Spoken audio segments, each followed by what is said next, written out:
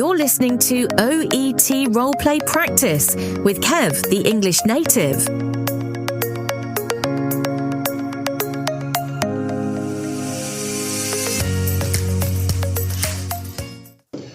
Hello, it's Kevin here. Welcome back to another episode of the OET Roleplay Practice podcast, hosted by me, Kev, the English native. Now, so we've done 3 episodes with, with 4 for doctors, yeah? We've done 3 medical role plays based on OET cards 1, 2 and 3. So we'll continue in that vein, but first we're going to have a look at some of the nurses' role plays. We've got 3 nurse role plays to be getting on with. Now, all these audios, they're hosted on Spotify, but I don't know where you're listening. They're embedded in my learning management system at Notion. I'll put a link in the description below. So if you click on that, that'll take you to my LMS OET Speaking Hub.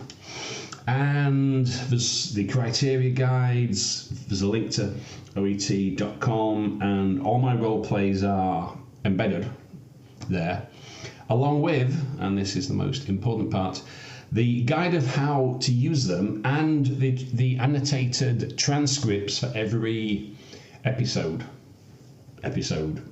or lesson, call it what you will, where it's a line by line transcription where I map the phrases of a doctor or the nurse to the OET Clinical Communication Skills criteria, A, B, C, D, E, right? So you can see exactly how it works and how it should sound. So anyway, in today's episode, it's a nursing role play that looks at starting insulin injections. So the patient comes to see the nurse, and the nurse has to explain how the injection process actually works. So this is a very common scenario for nurses. It tests your ability to combine clear explanation, as in step by step, how you perform the injections, with empathy and reassurance. You'll hear how the nurse builds trust, explains the procedure step by step, and supports the patient through anxiety. Exactly a kind of clinical communication skill or skill set that defines a Band A performance. So sit back, have a listen, check out the script, and I hope you learn something. Hello, my name's Bea. I'm one of the nurses here at the clinic. Thanks for coming in today. Could I just confirm your name, please? Yes, it's Mr. Dean. Lovely. Thank you, Mr. Dean. So I understand you're here so we can talk about starting insulin injections, and I can show you how to give them safely. Does that sound right? Yes, that's what the doctor told me. Great. Before we get started, can you tell me how you're feeling about starting insulin? Honestly, I feel quite anxious. I've managed fine with tablets until now, so this feels like a big step. I completely understand. Many people feel exactly the same at first. It's a big change, and it's normal to feel nervous. Could you tell me more about what worries you most? Mostly, it's the thought of putting a needle in myself. I just don't think I'll be able to do it. Thank you for sharing that. You're not alone. Most people feel the same at first. The good news is, with some practice, it becomes easier, and we'll be here to support you. Would it help if I explain why the doctor thinks insulin is the best option now? Yes, please. That would help. Your recent blood test showed that the tablets aren't quite strong enough anymore. Insulin works faster and more effectively because it goes straight into your bloodstream instead of being broken down in your stomach.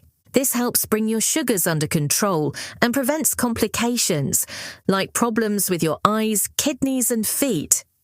How does that sound so far? Okay, that makes sense. I'm glad to hear that. Were you hoping for another option? Maybe stronger tablets? Yes, I was wondering about that. That's a good question.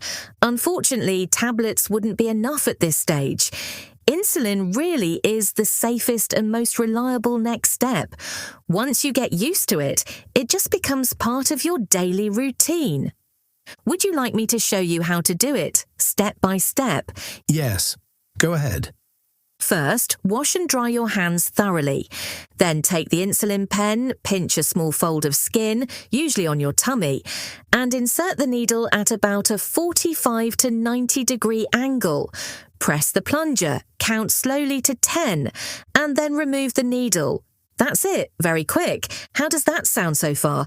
Actually, that sounds a lot easier than I expected. I'm glad to hear that. One more tip. It's important to rotate the injection site each time, using different spots around your tummy or thighs to avoid lumps forming under the skin. Right. I didn't know that. Another question, does it hurt much? Good question. The needles are very fine, so most people say it feels like a quick pinch. Uncomfortable for just a second, but not really painful. And will I have to do this forever?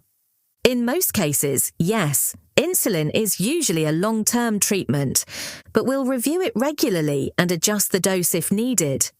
What if I get it wrong at home? That's a common concern. We'll practice here first, and if you're ever unsure at home, you can call the clinic. Even after hours, there's a number you can reach. All right, that makes me feel better. Great. Just to check, could you tell me in your own words what you'll do first? Sure. Wash my hands, get the pen ready, pinch the skin, inject at the angle you said, count to 10 and take it out. Perfect. That's exactly right. You're already remembering the steps well. We'll also give you a sharps container for safe disposal of needles. Never put them in the household rubbish. And store any unopened insulin in the fridge, away from heat and sunlight. Always check the expiry date before use. Okay. Fridge and dates. Got it. Excellent. So, Mr. Dean, how would you feel about trying your first injection now, while I'm here to guide you through it? I still feel a bit nervous. But yes, I think I'm ready to give it a try with you here. That's great. Take your time. There's no rush. I'll talk you through each step so you feel completely supported. Thank you. That really helps. You're doing brilliantly. Before we finish, let's go over everything one last time. You'll wash your hands, prepare the pen, pinch the skin and inject at the right angle. Rotate the sites each time. Dispose of the needle safely and store the insulin in the fridge. If you miss a dose, take it as soon as you remember unless it's nearly time for the next one.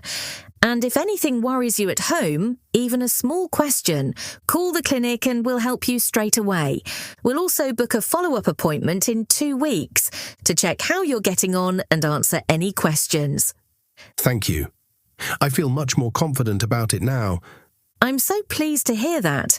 You've done really well today, Mr. Dean, and every time you do this, it will feel a little easier. Well done. Okay, well, I hope you found that episode interesting. Thanks for listening. If you found it helpful, as I said, you can read the full transcript and explore all my medicine and nursing episodes, breakdowns and teaching notes on Notion, my learning management system. Links in the description below. If you need help with OET writing, check out my channel on YouTube, The English Native. And of course, if you need lessons, you can find me on italki. Search for OET and Kevin A. Dean on italki, and you'll find me there if you want personal tuition and instruction. So, I hope that helps. See you for the next episode.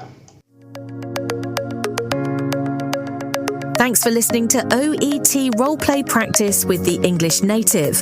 Join me next time for more practice and tips.